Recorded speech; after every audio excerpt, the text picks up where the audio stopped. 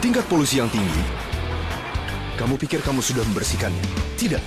Partikel polusi kecil yang tidak terlihat masih tertinggal di dalam pori kulit, membuat wajah jadi kusam dan lelah. Bondsman Pollutional Face Wash dengan micro charcoal aktif mengangkat partikel polusi bahkan yang tak terlihat sekalipun untuk wajah cerah berenergi. Pollution Out, maksimum energi. Get Bondsman Pollution Out. Bu, sabun. Cuman segini. Emang cukup? Iya, ini adalah shower gel konsentrat. Cukup 1 tetes untuk perlindungan dari kuman. Baru, Lifebuoy Shower Gel Konsentrat. Dengan Active Natural Shield, cukup 1 tetes, busanya dapat mencapai bagian yang sulit dijangkau, memberikan Anda perlindungan 10 kali lebih baik dari kuman. Baru, Lifebuoy Shower Gel Konsentrat.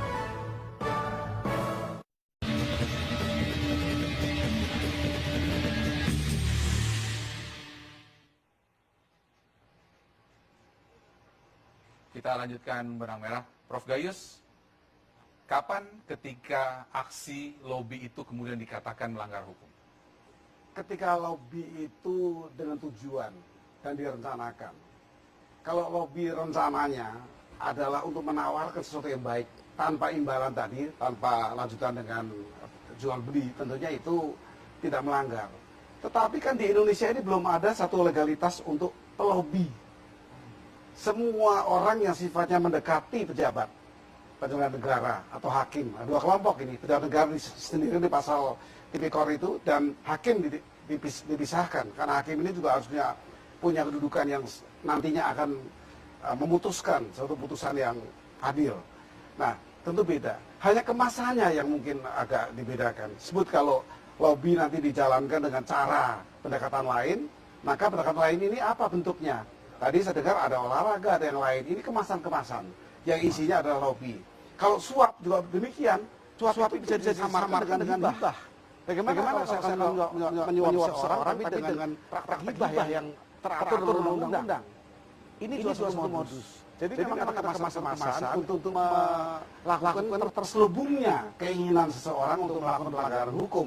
Baik hukum tentang tipikor maupun hukum pidana umum yang sifatnya juga mempengaruhi orang yang bisa memiliki kekuasaan dan menyalahgunakan kekuasaannya. Jadi Anda tetap yakin bahwa antara lobby dan suap itu dekat hubungannya ya? Sangat dekat, itu menjadi suatu kelanjutan di Indonesia yang belum mengatur apa itu lobby dengan definisinya. Baik. Bicara soal lobby dan suap, kami memiliki seorang narasumber yang kami undang juga malam ini.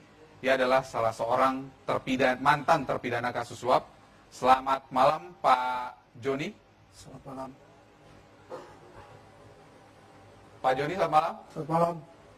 Pak Joni, Anda pernah ditangkap KPK kabarnya? Yes, Kasus apa? kasus suap. Kenapa Anda pada saat itu bisa terlibat suap? Karena ada lobby juga untuk ke atas.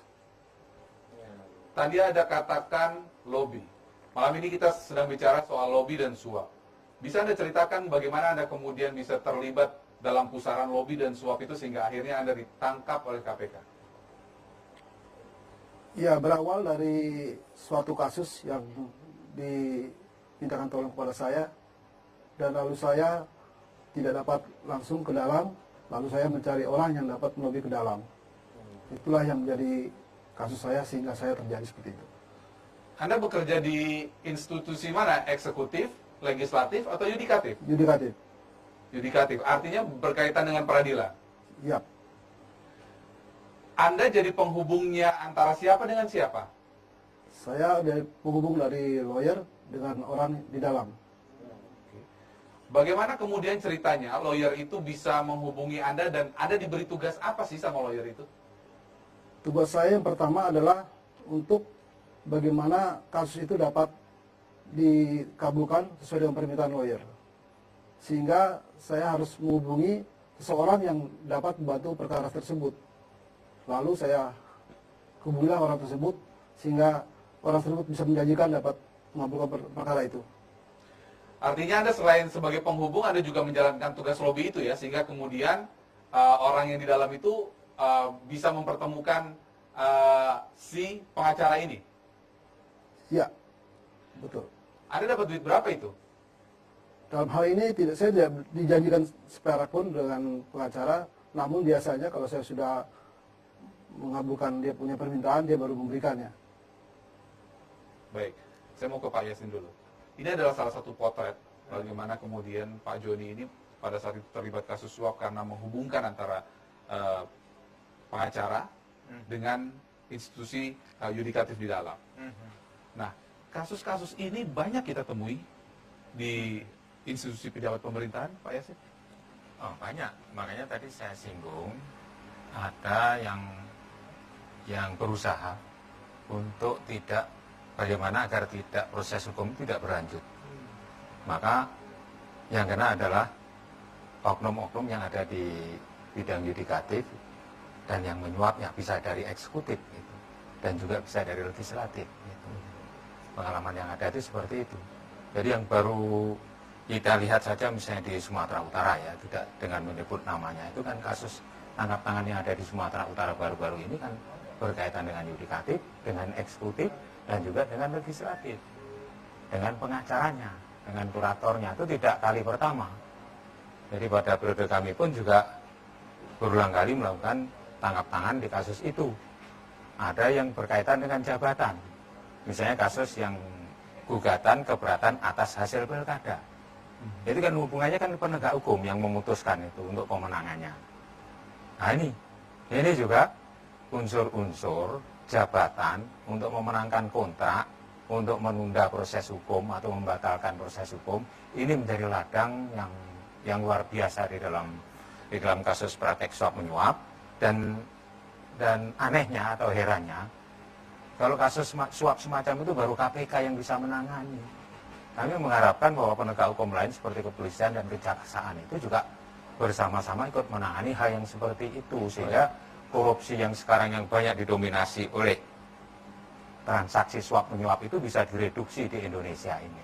Baik, gitu. Sebelum ke Prof. Gayus, Pak Joni, Anda terlibat kasus suap ini tahun berapa? Tahun 2013. 2013. Baik. Pak Gayus, Pak Joni barusan menjelaskan bahwa ia bekerja di sebuah institusi yudikatif.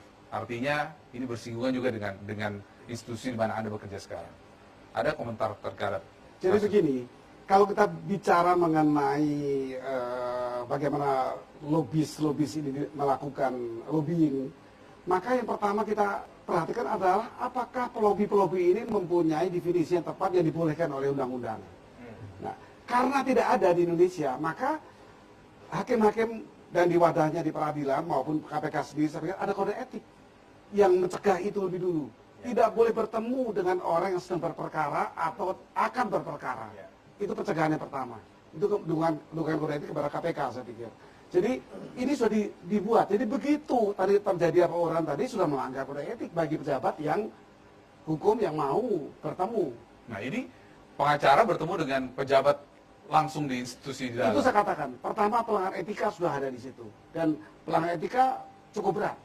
Kalau terbukti ada lanjutan yang melanggar hukum, diserahkan kepada yang bertugas di bidang penegakan hukum di bidang penyidikan. Maka kalau tadi tanda tangan, yaitu kehebatan dari KPK, tanpa ada laporan ada pelanggaran etik sudah langsung bergerak. Jadi memang ada rambu-rambu lain kalau memang undang tidak ada. Tapi bagi saya, pelobi-pelobi itu sebenarnya memang dengan berbagai kepintarannya untuk mencoba mempengaruhi pejabat. Jadi yang korban itu pejabatnya sebenarnya. Hukuman yang lebih berat dari untuk hakim ya, daripada pegawai negeri. Ini pasalnya demikian memang. Pasal 110, pasal 111, 12 itu KUHP itu mengatur seperti itu. Baik. Pak Joni, tadi Anda mengatakan bahwa Anda diminta menghubungkan antara lawyer begitu dengan pejabat di dalam. Pejabat di dalam itu setingkat apa? Yang di dalam itu harus setingkat yang bisa memutuskan. Hakim? Iya. Bagaimana Anda kemudian bisa berhubungan dengan hakim yang di dalam? Lewat siapa? Saya berhubungan harus lewat dengan orang kepercayaan. Orang kepercayaannya si hakim? Ya. Itu tangan kanannya juga berarti? Ajudan atau staf atau apa? Bisa merangkap ajudan, bisa merangkap staf. Oke. Saya penasaran bagaimana kemudian Anda menyampaikan pesan dari si pengacara ini kepada orang kepercayaan si hakim ini. Apa yang Anda sampaikan pada saat itu kepada orang kepercayaan hakim ini? Saya akan sampaikan bahwa saya punya perkara, tolong bisa dibantu atau tidak. Kalau sudah bisa dibantu, nanti tolong kasih tahu dengan saya, biar saya bisa sampaikan kepada pengacara saya. Pada saat itu apa jawaban si orang dekat itu? Memang waktu itu belum terjawab, karena menunggu waktu sekitar 2 minggu baru terjawab, sehingga baru dia bilang iya, baru saya sampaikan kepada mereka. Bicara soal uang, tidak? Di situ sudah ada masalah uangnya. Bicara soal uang, berapa jumlah uang yang harus dikeluarkan pada saat itu oleh pengacara melalui Pak Joni? Kami akan ungkap saat lagi di Benang Merah.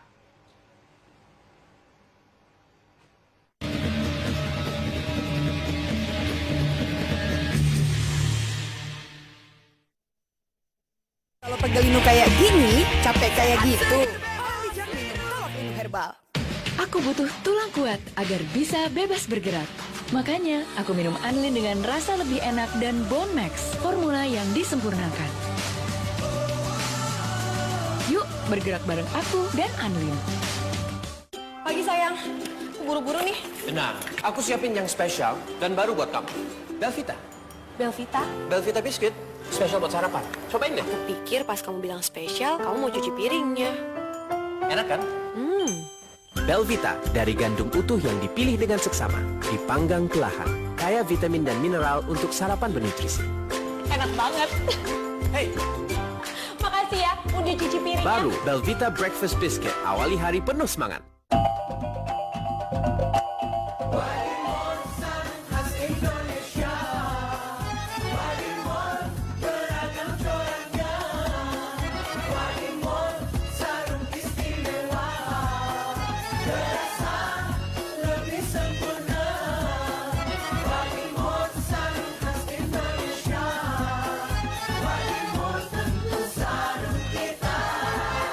Wadimor, tentu sarung kita.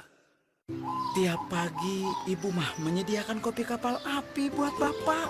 Kelihatannya enak pisan. Ujuk-ujuk ada mobil Mercy datang. Taunya mobil itu buat bapak. Nggak nyangka kita menang undian kopi kapal api. Masih ada kesempatan memenangkan Mercedes-Benz dan keping emas sampai 30 April. Kirimkan 5 bungkus kapal api apa saja dan data diri ke PO Box Kapal Api JKT 10.000. Atau mohon kopi kapal api. Pernahkah Anda mencari hotel secara online? Jika diperhatikan lebih dekat, ada banyak harga untuk kamar hotel yang sama. Trivago membantu Anda membandingkan harga hotel dari lebih 200 situs. Cukup download aplikasi Trivago atau kunjungi trivago.co.id. Ketik kota tujuan, pilih tanggal check-in dan check-out, dan cari. Trivago akan menampilkan semua harga untuk kamar hotel yang sama. Ini cara Anda untuk menemukan hotel ideal dengan harga terbaik. Hotel Trivago.